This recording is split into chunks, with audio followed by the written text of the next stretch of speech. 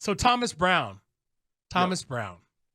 We were excited about what Thomas Brown was able to do in a very short span, and now he's no longer Caleb Williams' quarterback whisperer because he's got other fish to fry. Yep. He's now the interim head coach. How do you feel about that decision as it relates to the Bears as a franchise, but more specifically to Caleb Williams' development and progress? Yeah, I'm not gonna lie. I'm a little bit bummed from the standpoint of from an offensive standpoint, they have made some strides. Like there's some really good concepts on film, and then obviously the first half they were so bad, but the game played out in such a way with Detroit controlling the football that was really, I don't want to say forgivable, right? Because it was awful at first, but I don't really put that on the OC. And then you saw the way they came back in the second half, and there were a lot of concepts that it's like we've got guys running wide open, and Komet is a whole different conversation of like, I love guys that are giving effort and picking, right? When we're running those rub concepts and they're actually picking the guys versus not. But like Cole's out there tackling people. Yes. If Cole's not out there tackling people, we've got a real shot on later in the game too of really putting us down in a position to almost score a touchdown versus the field goal. So I'm a little bummed from that standpoint. What I will say though is, and again, right, we've all developed this pastime of now we're like listening to press conferences from coaches. I will say listening to him talk, it does give you a little bit of hope though, in terms of just, hey, are we going to start correcting the culture like right away, right? It seems like he's more of a culture corrector now versus waiting until the offseason. So that's one thing I think I could say, hey, I'm excited about. Obviously, I'm bummed. I wish they would have maybe put in like more of a figurehead or like kind of somebody who's not as critical of importance when it comes to developing the offense. I part of me wishes we would have seen that from the interim head coach, because I do think he's done such a great job with this offense and with Caleb specifically. But I get what they're doing, which is he's probably the most competent guy in the building, and it's like, let's give him a shot. I will say that I'm probably excited for him for like his career, right? If he goes and does a great job these next few weeks, I don't know if it's in Chicago or where it is, but this all of a sudden gets you into that position where people start looking at you as a head coach. So I'd say that for him, but I am bummed in terms of just evaluating the offense only. Well, and that's where I sit with this is Caleb Williams deserved a fair shot at somebody helping him truly develop. And I said this to Dan and Marshall, the importance being develop his full potential. That's not going to happen as a rookie, no matter who you are. But I have just deep skepticism and concern that this is a great talent who, because of poor practice around him, may never, and I'm not saying practice by the players, I'm not saying that, I'm saying the business practices of the organization he's in. He might not ever get to realize it. Yeah. Yeah, I mean, we're definitely not going to see it in year one, which I think is the biggest difference between when you really look at Jaden Daniels and you really look at Bo Nix, like everyone watched last night, right? What'd you see? You saw a competent team, right? It wasn't like Bo Nix or Jaden Daniels and how they've worked themselves into the favorites for offensive rookie of the year compared to Caleb really has nothing to do with Caleb. If we're being honest, like I watch most of these guys every single week.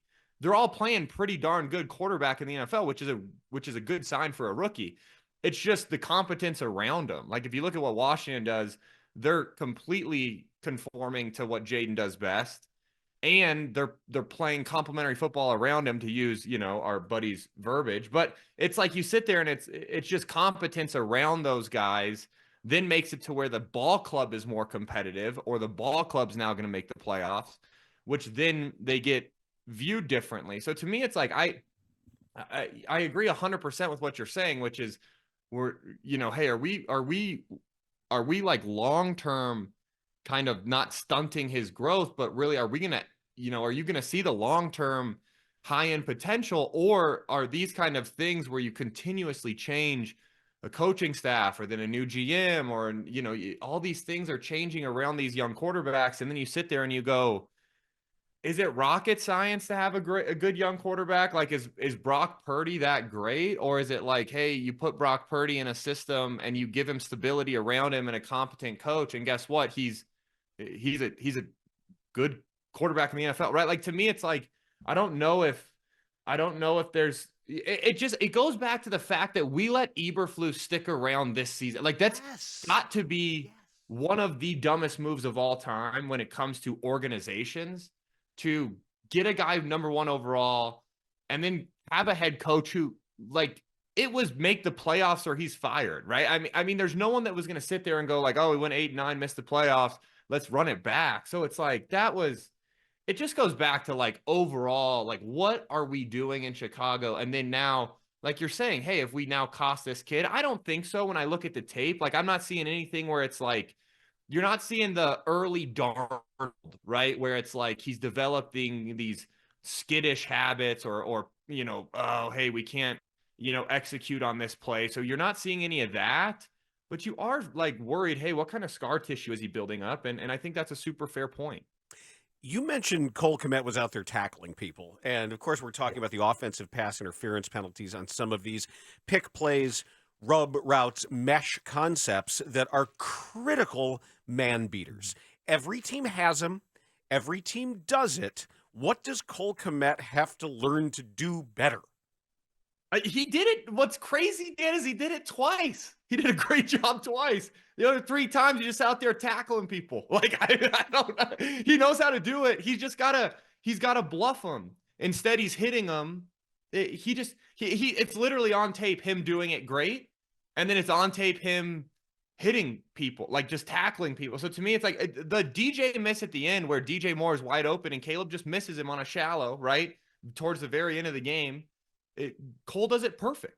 And then there's other times earlier in the game where he's tackling people, and yeah, he knows how to do it. It's just like you have to bluff these guys, right? It's like playing a great game of chicken. You got to run really fast at them and bail last second. And Cole's running really fast at him and then like engaging them. And that's the problem. I honestly would tell Cole, instead of, hey, running a true shallow, I would start to sit him down over the center and just use his big body to make those guys go around him versus running a true shallow cross. Some teams are starting to, it's more of like it's like a shallow with a spot route where you run and then you sit versus continuing on like the old school mesh because refs are getting better at calling it. I mean, honestly, I'd run him there, boom, sit him down, let DJ Moore go around him. And then, hey, they got to work around all the junk in Cole's trunk. And then we're feeling good about it. I like junk and trunk. So now with Caleb, they've got this opportunity in front of them to keep things going. I don't know how this is going to go with Chris Beatty as the offensive coordinator. Clearly, he's going to be more involved in the gameplay, although we know that the plays will still be called by Thomas Brown. What are you expecting to see Sunday based on what we know about how things have changed? I'm hoping we see the same, right? I think I'd be lying to you if I said I have a great feel for, hey, this, here's what he's going to change. I just don't. I mean, I hope we see the same, which is what we've seen Thomas Brown, I think, do a really good job of, and I hope the offense continues going that way, is you've seen progressions that align with the quarterback's eye. So, for example, that touchdown to Keenan Allen, not the dime up the middle, but the one down tight where it's really his third progression in the red zone. What was so great about that concept was Cole Kmet's on what we call a stick nod. So Cole runs up 5 yards. He takes one step outside and then vertical, right? So it looks like a stick. We call it a nod because it's like it's a double move. So he's running that stick nod. Then Keenan Allen runs what we call an Okie twist, which is an out route, and then you twist back in. So you run the out route and then you return back almost where Cole's original alignment was on the stick route. What's great about that is my eyes, where I'm looking on the stick nod, if it's not there, the twist runs right into my vision. As a quarterback, to be able to have your progressions, hey, it's the timing of it will run right back into my vision is critical. And it's like, then all of a sudden we get, Caleb gets a third progression red zone touchdown. And what's so special to me too about that one is it's actually a play that's set up to peak DJ Moore, but simultaneously we were trying to hit Swift on what we call a slice route out of the backfield.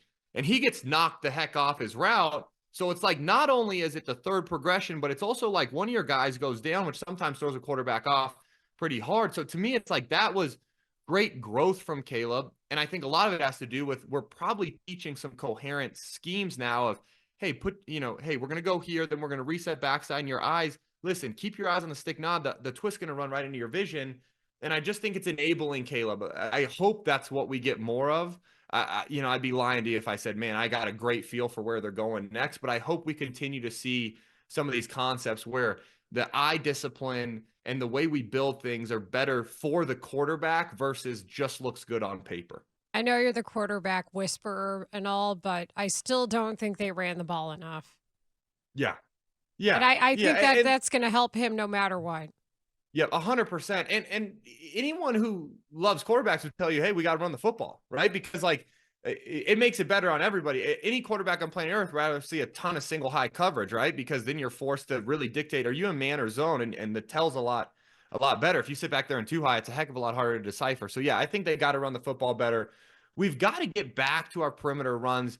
What I will say, I think Thomas what I think Coach Brown could do a little bit better of is the screen game. Mhm. That's the thing that I think we've just been so hot and cold with the screen game this year. And I'd like to really see us. Let's try some more screens. Let's try some more perimeter runs. And I think you nailed it. And I think both of those not only slow up the pass rush, but also obviously help Caleb in terms of we're not having to sit there and just be a sitting duck in the pocket where they know, hey, here's exactly where my launch point is, and I'm going to tee off on him. Tim Jenkins, you take care of that Bears fan son of yours. That's a special parenting challenge now, because as my son will still ask me when we sit and watch, because what did I do to deserve this? Yeah. Why is this? And even when other things happen, even when bad sports luck may befall him, he says, it's because we're Bears fans, isn't it? Yeah. Like he believes that there's some original sin involved here, where all of this, the evils of the world may be delivered and visited upon you simply because of Bears fandom. So good luck with this. Yeah, I've started to just blame everything on the fact that I'm covering the Bears now. So if I'm leaving the socks out, I'm telling Emily that's because I'm covering the Bears. That's So what we I'm do. with you. Yes. Yeah, that's how it works. Yep, it works. Tim Jenkins. Thanks, guys. Thanks so much. That's our quarterbacks coach.